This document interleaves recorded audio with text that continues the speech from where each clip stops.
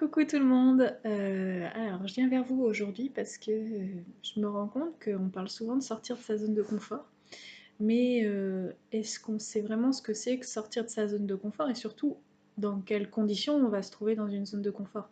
Je vous dis ça parce que moi-même je le vis actuellement, il faut que je sorte de ma zone de confort, mais jusqu'à ce que je m'en rende compte, j'avais pas l'impression d'être dans une zone de confort.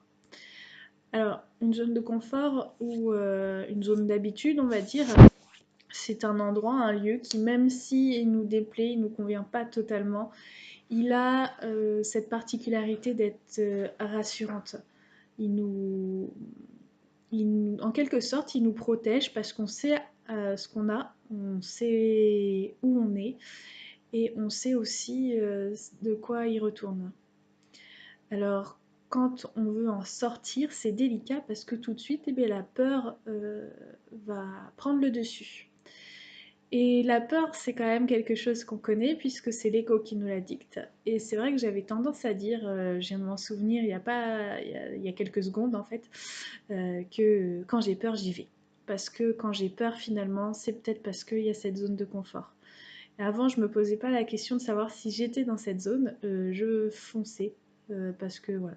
Mais peut-être que c'était lié au fait que ces peurs n'étaient pas si grandes que ça en comparaison du bénéfice que je pourrais en avoir. Et là, j'ai un truc à faire et j'avoue que je peine un peu pour sortir de cette zone. Euh, Parce que je me sens tout de suite en insécurité, non pas parce que j'ai peur des conséquences, mais parce que j'ai peur des conditions. Alors c'est tout à fait différent parce que les conséquences, je les connais, je sais ce qui peut arriver, que ce soit en positif ou en négatif, et ça ne m'effraie pas.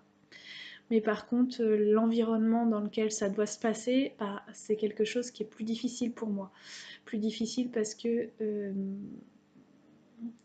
j'ai cette méfiance vis-à-vis des personnes et vis-à-vis des lieux sur lesquels je suis, parce qu'ils me rappellent trop mon passé, qui fait que j'ai cette crainte d'aller mal là-bas, et même si je pourrais en retirer beaucoup de bénéfices, ça me freine vraiment beaucoup, et c'est là que je me dis que j'ai quelque chose à travailler et que waouh, quand je vais y arriver, pouf, ce sera génial.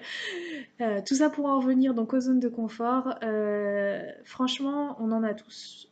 Même quand on surpasse, en fait, on va rester dans cette façon de surpasser. Bah, si par exemple, admettons, je surpasse ce que je suis en train de faire, je vais être contente, mais je vais peut-être rester pendant un certain temps déjà pour me familiariser à cet espace, à cet environnement. Je vais peut-être rester là-dedans et je vais peut-être pas aller plus loin et je vais être de nouveau dans une zone de confort. Euh, Dans les régimes, on parle de plateau. Je sais pas si vous voyez, mais c'est un truc plateau. On va réussir une étape et puis on va stagner. Et puis il va falloir reprendre une étape pour restagner. Euh, voilà, ce serait chouette hein, si on faisait tout comme ça, mais en même temps, est-ce qu'on apprécierait vraiment les choses dans lesquelles on se trouve? Et est-ce qu'on se rendrait compte de nos propres limites? Je ne sais pas. Tout ça pour dire que, franchement, identifiez vos zones de confort, rendez-vous compte de pourquoi vous n'avez pas envie de faire quelque chose. Est-ce que c'est la fainéantise qui vous bloque?